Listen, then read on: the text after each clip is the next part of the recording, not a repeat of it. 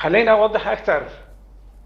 قبل أن نذهب إلى المجلس الوطني الذي انعقد بشهر 12 بدمشق ببيت رياض سيف، كان لدينا اجتماع بحلب، يعني اجتماع. أنا قلت لك كنت ممثل عن الحزب وممثل عن الجبهة الديمقراطية.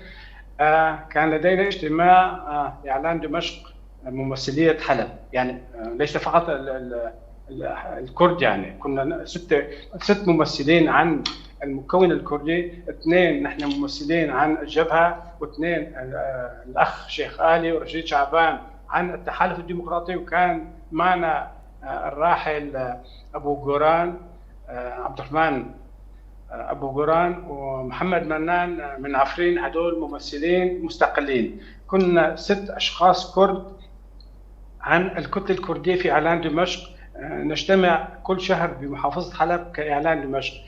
قبل الذهاب إلى دمشق جاءنا مسودات للبرامج بين الختامي للبرنامج السياسي للمجلس الوطني السوري. كان المسودة تقول حرفيا: سوريا جزء من الوطن العربي والشعب السوري جزء من العربية.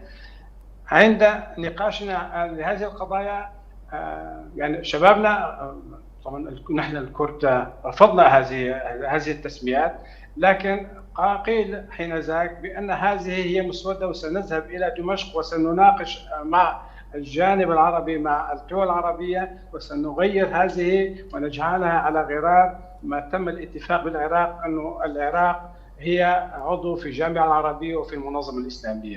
جئنا واجتمعنا بحلب تقريبا بحدود 30، كنا ذهبنا إلى دمشق بحدود 40-45 ممثل كردي. اجتمعنا بحلب قبل ذهابنا لدمشق بحدود 20 شخص، كان عدد كل القيادات الكردية متواجدة. حين ذاك طالبت إذا ذهبنا إلى دمشق وتم تثبيت هذه النقطة، ما سيكون موقف الحركة الكردية؟ هل سنوقع عليها بهذا الصيغة؟ فالكل سكتوا. حين ذاك جاوبني الراحل إسماعيل عمر، قال بالحرف الواحد: ما للجزيرة أمرونشتن تفجروا كردي ما بهفدر أريك ريج أجرولو بمن إمزاد كان. ترجمت: نعم، نحن اجتمعنا بالجزيرة والحركة الكردية كلها اتفقت إذا بقيت الصيغة هيك راح نوقع عليها، وفعلا رحنا على دمشق ووقعنا على نفس الصيغة.